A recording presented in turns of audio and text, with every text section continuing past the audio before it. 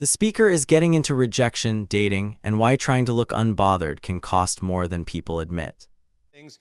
It's vital. I mean, you go back and watch, look at how much ABS has changed the game now today. I go back, I'll watch old baseball games sometimes. I'm like, how could they blow that call? But of course, they didn't have occasional, they didn't have ABS. And so I'm with you. Definitely the NFL, I felt like, was at the forefront of explaining plays from the umpires. But yeah, definitely helpful to the crowd there at the Rogers Center. And then, did you see Spider-Man Brand New Day yet?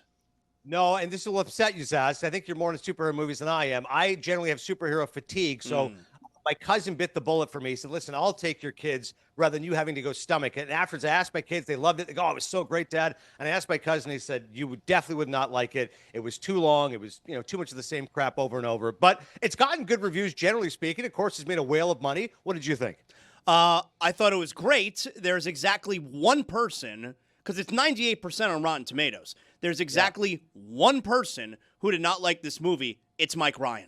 Mike Ryan. Not only did Mike Ryan not like it, Adnan, Mike, you said it was horrible. Yeah, I think it was in like Spider-Man 3 tier.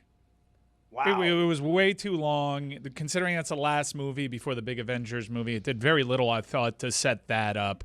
I do like that Peter Parker might be responsible for a big storyline going forward, but this entire movie could have been an email. Oh, man. I mean... Yeah. Great dismount by Mike. The reason why, Zaz, I assumed you liked it, because remember last year's Superman, which was a huge hit, you loved it. And I did.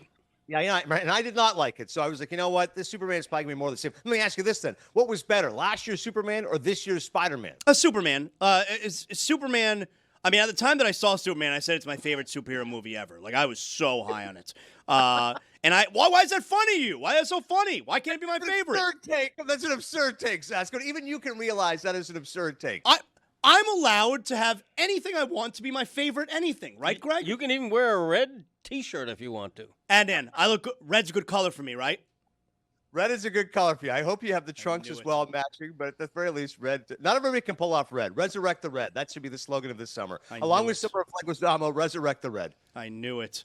I'm looking forward to the results there as this is summer of John Leguizamo. You look like a Mountie that's on lifeguard duty. Adnan, the Dodgers. Are the Dodgers, is there anything to be worried about there after this huge skid that they recently snapped out of? I wish, Saz. We talked to David Vassay yesterday. Does a fantastic job covering the Dodgers. And I said, the Dodgers have lost 8 of 9 games. This is a little bit surprising. He said, yeah, but they did this last summer, and they're going to get their pitching healthy, and everything's going to be fine. I'm like, are you sure? He's like, yeah. The only thing I will point to is the Brewers right now are on pace to win 102 games. That would be a franchise record. They won 97 a summer ago. The Braves right now are the 2nd seed.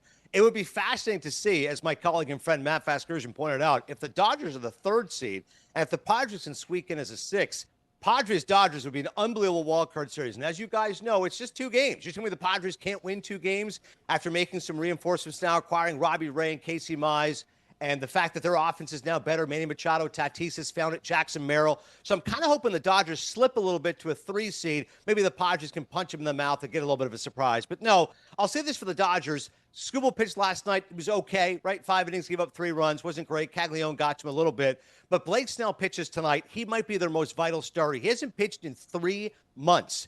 And yet he's fully confident. He's ramped up. He can go up there and throw 80, 85 pitches tonight. If we get Skubal, Snell, Ohtani, Glass now come postseason, it'll be awfully tough to dethrone the Dodgers. So, Adnan, how do you think the Dodgers feel when Tarik Skubal says, after the trade, that he would love to play his whole career in Detroit? Hopefully the negotiations pick back up in November once the playoffs are done. Boy, you're hanging on. And you're see hanging where on that like goes. Adnan's headphones right there. I'm doing just fine. No, you're struggling. You're holding something down. What's the matter with you? You got a fart? Hang on a second. I'm doing just fine now. Don't ever accuse me of farting. I would never fart in public. Everybody knows that about me. Before the show, we thought you may have farted. Nope. I would never. I would venture to guess it's been at least a decade since I farted in public. That sounded Hang on a second. Zaz, I'm going to call him BS on this. And I go back to an earlier conversation. Mike Ryan once pointed this out on the show. If you're on an airplane, don't you just jam that ass down on that seat cushion and just let one go? No. If you just really squeeze it together and don't get up for the next 20 minutes, you go, well, you know what? It's going to elapse as if it didn't happen. You would do that, Saz, if you're in severe distress. We're talking about gastronomical distress on a long airplane flight. You have to do it. No, if I was on that kind of distress, I would get up and I would go to the bathroom and take care of it. I would never do it in my seat. No, there's some sitting gassy next to flights. people. Sometimes you need like a slight release No, valve. man, I don't do that. And you just push that ass into the seat cushion. You suffocate that Yeah, fart. everybody does that. Everybody lets a pet. I wanted Greg Cody back in my day on farting on planes. There you go. Adnan, is it Next possible that Tarik Skubal does the thing where they trade you, they get a huge haul for you, and then you come back and you sign in the offseason? That'd be amazing.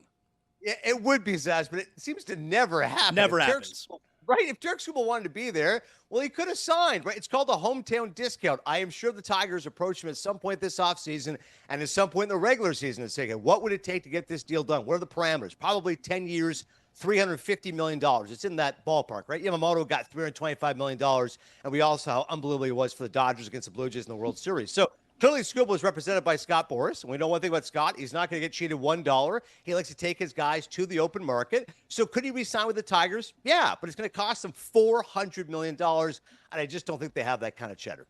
Greg, when you first started flying and you needed to go fart, you were fine because the cigarette smoke would mask it, yes? It is true that people used to smoke in airplanes, yes. You've been on a flight where people were smoking cigarettes? No, you no. haven't? I have. I don't remember that at all. No, I don't remember What that. year did that 100? stop? I think in the 70s. I've Late 70s? absolutely, when I was a kid, I was absolutely traveling on planes where the armrests had. I remember that. I remember ashtrays. I remember restaurants smoking sessions. Absolutely. I have Yeah. memories of that. You I don't go to a Bennigan's and like half of that Yeah. was literally up in smoke. not planes though. I have 100% been. Look it up, please, when that stopped all across the nation. But I'm really confident I've been on planes when I was a kid and I've walked through a smoking Yeah, section. it's pretty wild. You'd go to a restaurant and they'd ask you smoking or Yeah, non-smoking. that's a lot more recent. Like that was was that this century, you think? I think think this so. century there was smoking in restaurants? I think so. Nah, To Cody's point, I don't remember smoking on planes, but I still think this exists. At certain airports, they have a smoking room.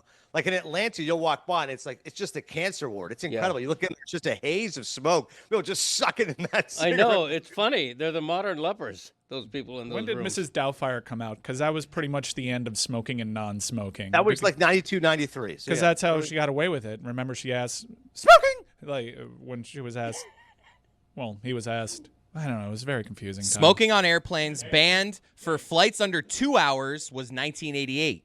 Flights There you under go. 6 hours, 1990, and a complete banning in 2000.